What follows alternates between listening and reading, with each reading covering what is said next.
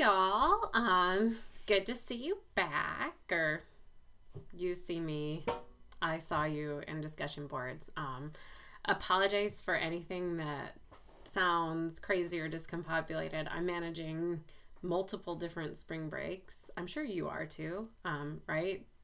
For whatever reason, the colleges and the schools don't always mash up spring break. So I teach at obviously two colleges. My son has a different spring break. So literally for the last 3 weeks, we've been doing spring break. And on top of that, conference travel. So that's crazy. So on Friday, you all turned in your teaching philosophy drafts. And like I said in the announcement, that is something that we're all going to look at. So myself, I'm going to take the week, just like you guys are going to take the week. I'm going to look at all of yours. So I haven't quite decided. And when I sit down with them for the first time, I'll figure that out. But I haven't quite decided if I'm going to do that via audio comment or if I'm just going to put comments on your papers. So I'll figure that out, but I'll probably do a couple a day starting tomorrow. And it looks like most of you all have it up there good. If you got my announcement a couple days ago, there's only a couple of you. I think it's just, let me see, I'm looking at it. Michelle and Ashley and Amy. Your files just need to be put in the Google Doc form. Take a look at the announcement. It's just, I could do it. I could convert it over, but then I own the document and then all the notifications come to me as opposed to you. So the other thing is that the documents that you uploaded just aren't, like, Google Docs has a lot more functions. And then on top of that, I know that when I go to comment on a Google Doc or a document that's in Google Docs that hasn't been converted to an actual Google Doc, it can sometimes crash my computer. So just keep that in mind. But if the three of you who I mentioned, if you could just take a look at the announcement and convert it, it's actually really simple. So like I said, you all don't need to comment on everyone's, but comment on the people in your curriculum design groups. Okay. So it should be just a couple extra people. What I like to tell, I don't know about you, but, I think that, and I'm not trying to teach you, obviously, I would imagine that you all are really good reviewers. But what I like to tell my students is I make my students put 3-sentence long comments. Every comment has to be at least 3 sentences, especially at this point in the writing process. So going to process pedagogy. But the way that I teach students how to comment on paper is, they have to comment on them so that the audience members understand what they're saying. So for me, I tell them that what I would like is, depending on the size of the paper, it's normally about 5 comments, but I want the first sentence to describe what they're seeing, the second sentence to evaluate, and the third sentence to suggest. So describe, evaluate, suggest. So, hey, you're using first person in this whole paragraph. The second, evaluate. Using first person this often is kind of overkill. What I suggest is that you only pick the sentences that you want to convey from yourself to use first person, right? And so what I tell my students too is, if the person doesn't agree with your assessment of it, they at least have a good understanding of it. So I know that it helps me to really try to think about the person on the other side to review the document. I know that as a teacher, sometimes my shorthand doesn't always communicate to students. So sometimes my shorthand is like, this doesn't make sense, right? And it's because I've got so many papers to get through, or, I have so much to do on this one paper because somebody's paper needs a lot of comments on it because maybe that student didn't get the assignment, right? So I know that my shorthand doesn't always communicate well, and it doesn't always communicate nicely either. So yeah, if you see that on your papers, I apologize. I don't have negative feelings towards you based on the way that I review your paper. But sometimes I come off very short, so I try to explain that to students. But one way to get around that is to make multi-sentence comments. Anyway, I am rambling on way too much. By Friday, I will finish reviewing the drafts of what you have, so that you have a whole nother week to kind of deal with your comments and get the final up there. But I'm really excited to get through those. Couple of other things coming up. Oh, we get to move on. So we get to move on next week to starting naming what we know. So you'll notice that some of the chapters in Guide to Composition Pedagogy we didn't quite get to. It doesn't mean you don't read them, or it doesn't, obviously I'm not asking you to read them on your own time, but obviously if your part of your annotated bibliography project is on something that has to do with one of the chapters that we didn't read, or if it's just a personal interest, like we didn't read the literature stuff. And I know a lot of you have or working on literature degrees too, so like that's important. It's just I didn't have the space for it, so you might consider taking a look at that on your own. So on to L2 writing and to process pedagogy. First of all, Ethan asked some really great questions. I think he got us discussing things in a lot of different areas. So I kind of picked on your discussion in places because I want to touch on a bunch of different areas.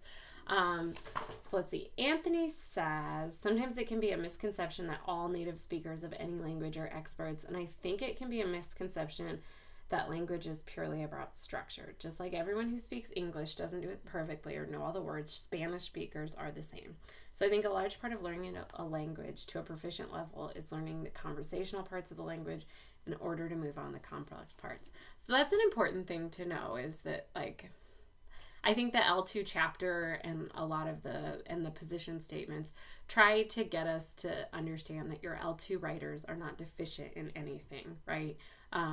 These students could actually be like, if you knew their language or their culture, knew them out in their own culture, they could actually be like really well articulate in their own language or their own culture. It's just that obviously learning a second language takes some getting used to.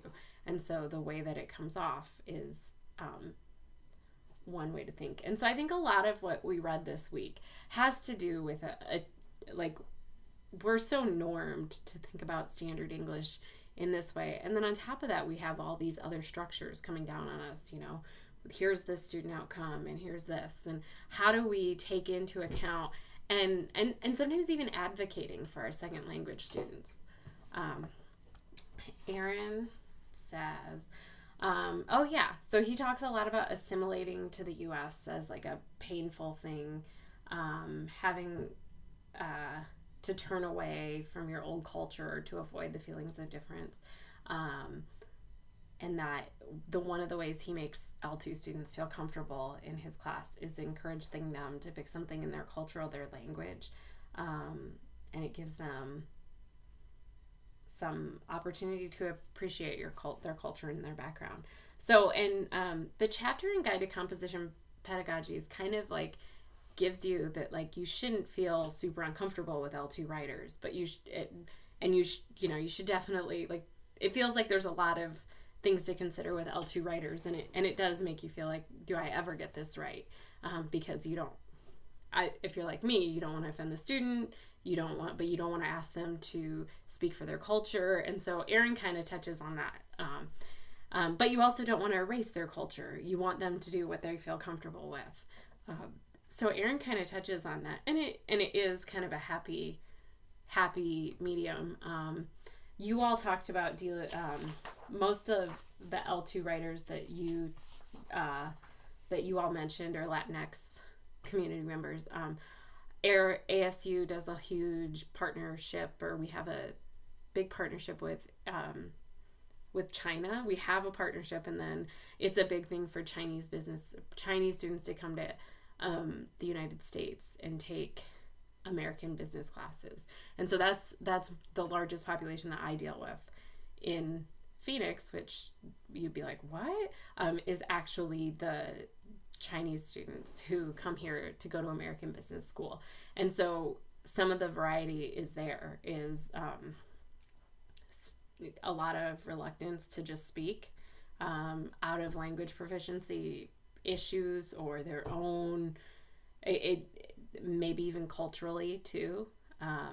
But then, you know, at some point, like, it would be a really cool, it has been and can be a really cool classroom experience if, again, I've told you a billion times I teach business writing this semester. It would be a really cool classroom experience for a couple of the Chinese students to really engage when we're talking about American or business culture, and them to be like, well, this is how it works in China.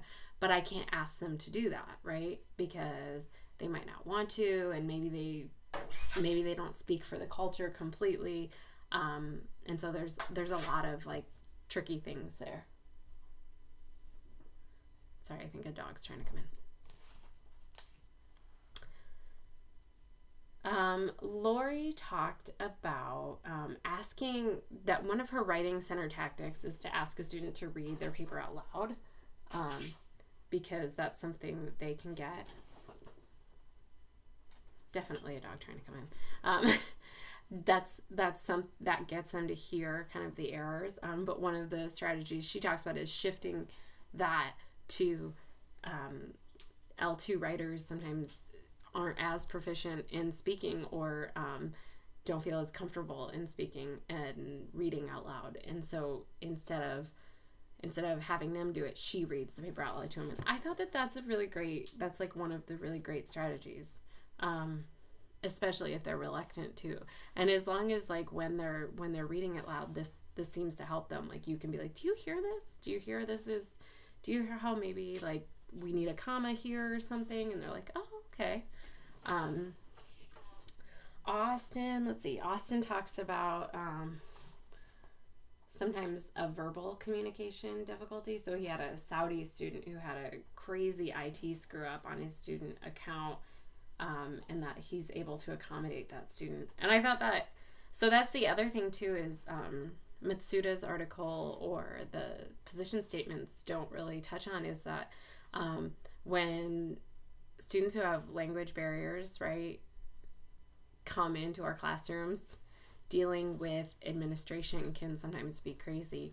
And I've noticed that some of these large systemic problems happen to my L2 students more than my native speakers, because they're not only dealing with like, okay, here's a language barrier, but then also like there's a system and a way that this goes. And our university systems are not simple. And probably some of you might be dealing with this too at in secondary ed, with maybe even just parents, L2 parents and L2 students. I know one of my middle school teacher friends his wife, he's not proficient in Spanish, but his wife is, and she would come and help do parent-teacher conferences with him so that she could translate, because that was just a barrier there. Michelle has this really great story about her and her mom and the lyrical qualities of her mom's second language. So if you didn't read Michelle's post, I thought it really kind of encapsulates the way that sometimes L2 writers bring in their own native way of speaking or writing in, and that like this is one of those, like, students write to their own language. This is a big thing, like style, like why would we just, I mean, that could be a debate. Like, there is a debate between writing teachers, like, but we need to teach them academic writing, right? Like, this is our job, and this is like a whole nother language. Everyone needs to be normed to this one standard. But then there's also this idea that it's not that everyone just needs to be normed to their standards. It's that some of these there's no flexibility or creativity or getting into their own with writing, which is like something that we all struggle with. Like, we've got to find our voice as writers. So, yeah. And then she also talks about one of the questions that Ethan brought up was, should we separate L2 writers? And that, like, I don't think that there's actually a definitive answer to this, because the context is so great, right? some L2 writers, like, for example, the Chinese students that come to ASU are here to go to American Business School. And they are separated in L2 classrooms, but once in first year writing. But once they go beyond that, they're not separated. So they don't have a separate section for business writing classes, which is what they take as part of their major, but in the English department. So they have taken 3 semesters of English. They've taken the first year is with second language writers. English 102. Wait, hang on. No, they take 1 whole year of second language writing, basically. And it's with teachers trained to teach second language writing, and it's with the same second language writers all year round. Okay. And then at ASU, they're put back in kind of the general public for their classes.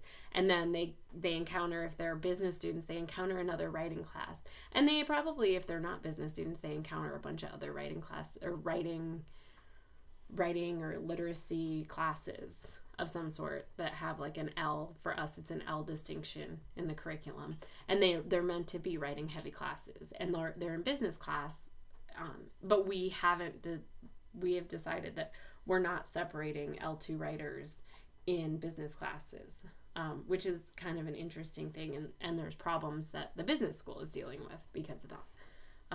But some campuses can do it. Some campuses actually have the infrastructure to do it, so that helps. But on smaller college campuses, you could imagine that that's not the case. Or say, for instance, on college campuses that don't have the trained professionals, or maybe the college campuses who haven't even thought about it that way. And then not to mention the high school classes that have to deal with like weird laws from the state legislature. So in Arizona,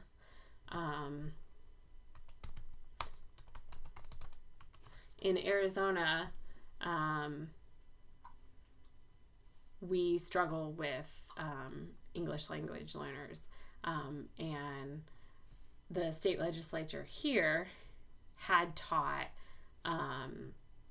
let's see, what was it? It was the students. I'm trying to look up this rule now so that you could. It eliminates a 4-hour block. So they used to have English language learners would be put in this 4-hour block. But under the new law, kids in K through 6 are required to spend 120 minutes a day, 500 minutes per week, or 300 hours per year in English immersion. And then students in 7 through 12, 100 minutes a day, 500 minutes per week, or 300 hours per instruction. And it also allows school districts and charter schools to use structured English immersion and alternative English instruction models as they're choosing, as long as they are research-based and approved by the Board of Education. So like for us, it was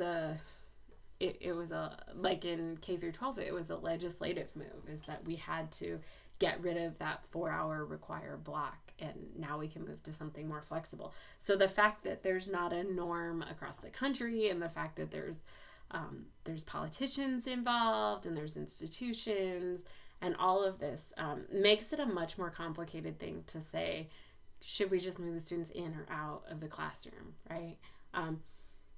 And my answer to that would be, it has to be based on local context. So yeah. Andrew talked about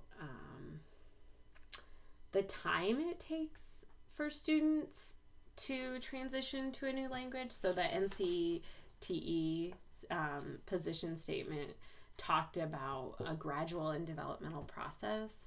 And he kind of talked about not just focusing on grammar or syntax, which is, Matsuda talked about that in the Guide to Composition Pedagogies, where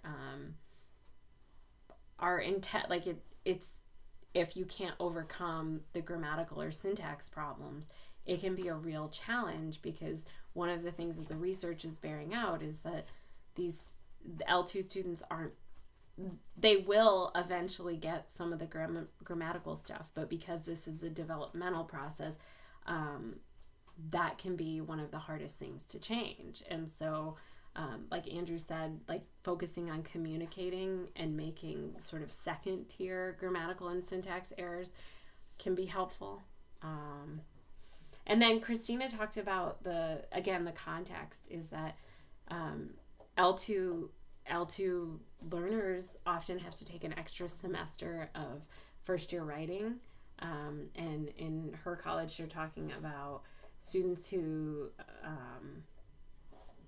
that they don't have to take a placement test and they're just getting into like first year writing right away and having to deal with that. So like that's definitely a struggle for college instructors, and especially in certain contexts. I know the community colleges here are working on getting rid of developmental education, or the way that they place people will place many less people into developmental education. And there's certainly a lot of ways for L2 writers to get placed into just English 101 classes as opposed to the lower divisions that give them that extra time. And so that's going to be a challenge that we're going to have to find. Christina talked about like this classroom that is kind of with a bunch of different levels of students, and so that's a challenge that still needs to be solved. Allie talked about, under the assessment subheading, discussed instructors being careful not to evaluate students on the basis of cultural knowledge. As discussed in previous weeks, many have used writing assignments to touch on important social topics. However, a male student from a patriarchal society will look at a feminist text through a different lens than someone of a more progressive country. So that's definitely something, and especially if you have like diverse cultures. That's something that I struggle with in my business writing class with the Chinese students, is that I like to do a lot with government agencies and government writing and get in the weeds there, because I think it's fun and interesting, and it gives something to students who, like very definitely business writing. Maybe they're all more thinking that they want to be small business owners and, that kind of writer. But there's a lot of like fun government and business writing. And we talk a lot about it, where we had a unit where we're talking about public participation in government. And a lot of that is through communication, proposing making a comment on a rule change and going through the public comment portion. And my Chinese students don't understand it, like the participative, deliberative democracy and that kind of thing. They don't always understand. They don't feel. I mean, I think they start to get it. Like they get really excited about democracy and like, yay, like yeah, public participation in government. But because it's not that much of a reality where they come from, like they're like, I don't really get it. So in the same way that, like, somebody had a Saudi student might have a really different idea of women, and you might ask him to read this text by a feminist, and he's like, I don't get it at all. And not to say that you have to be like you're clearly like, well, that's interesting, but having to figure out how to deal with a student like that can be a challenge, especially if you think you have this really fancy like social justice curriculum and you get a student that you can understand very culturally. This isn't just a really sheltered student in the United States. This is like a student who's his way of life and his way of looking at things doesn't quite fit with our lens as well. So that could definitely be a challenge. And it's definitely something to think about and be aware of, and trying to figure out ways in which, like that student can be brought into the discussion. And it could be that maybe that student is able to share a little bit about his culture and his thinking. Maybe he has no desire to do that. But that's one of those tricky situations that this L2 writer into this sort of mainstream American English class we are always thinking that it has to do with grammar, but it could be a lot about culture. And then Aria talked about the students do have a culture separate from that of a mainstream American Canyon. It's an interesting angle I have to approach the language and literature because I have to make sure I'm encouraging the culture and the native language through all of my work. And so she talks about, I'm going to butcher the tribe's name, so the Ojibwe vowel language. So having her students vowel language chart on the wall next to the door to make them see it regularly. So like this is a really interesting thing. She teaches in a culture where their language is reemerging. And I think it's like I said it to her in her comment, I think it's a really culturally affirming pedagogy. So I think that's a really cool thing to do. Dana has a really interesting story about the deaf community too, and making fun of deaf friends on Facebook for their grammar, and talking about it kind of being their second language, and that I hadn't thought about that either. And then the process pedagogy, I know you guys talked less about this because the L2 stuff was way more in our brains, and a lot more information there. But Amy talked about graphic organizers and having students work in their own handwriting for process pedagogy. Like that's the cool thing about some of the process work and like those kind of in classes stuff is that you can get students like really hands-on, like, right, like map out your paper so you could get them to like draw it and, you know, get your quotes and organize them. So there's a lot of ways in which writing can be really like the tactile learners, right, can get really involved in writing in ways that maybe, right, maybe you have a student, like my husband's way into construction, and he thinks writing, I mean, he knows that it's valuable for his business, but he wouldn't like sit down and write a paper. But I could probably get him really involved into like putting together a paper, like building a paper. So it could get a student like him really in the mindset that this is like a tangible experience as opposed to this really existential like mind into computer or mind into writing thing. And then Ashley talked about textbooks. Not a lot of people talked about textbooks. But yeah, one of the things to notice, like I think the process pedagogy chapter talked about how sometimes textbook, like that wasn't the whole intention, but the textbooks help affirm this pedagogy. All of a sudden, from the process pedagogy, all these people get a billion these textbook contracts, and all of the textbooks end up being like really process oriented, and a lot of them are still around. So you know, if there was like a big like push to do X type of writing or to see composition in another way, like we'd see textbooks like that. So one of the ones that I would argue is definitely showing up in the textbooks is genre-based pedagogy. So you'll get a textbook that's like, here's the first 3 chapters are about like what is writing and what is rhetoric and here's what process is, but then the last 8 chapters are like different genres, like this is how to write an annotated bibliography, this is how to write a memo, this is how to write a research paper, etc. So good, interesting things. So anyway, my apologies if I've talked too fast or I've rambled, but it's a whirlwind of 3 weeks. So I'm excited to read your teaching philosophies, and I'm excited to start naming what we know this week. A lot of people find it a really interesting read. So yeah, have a good week. Thank you.